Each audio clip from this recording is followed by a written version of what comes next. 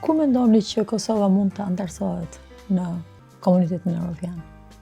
Kjo është pyetje ndoshta për $1 milion. Po, kjo është pyetje $1 milion, por mbase edhe mund ta godasim sot. Varet shumë prej proceseve gjeopolitike.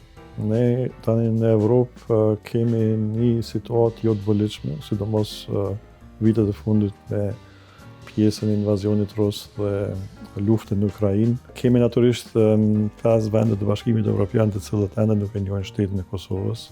Natyrisht ne nuk jemi të integruar ende në organet e ndryshme të Bashkimit Evropian, sidomos antarësimi në Këshillin e Evropës, i cili ende nuk është bërë.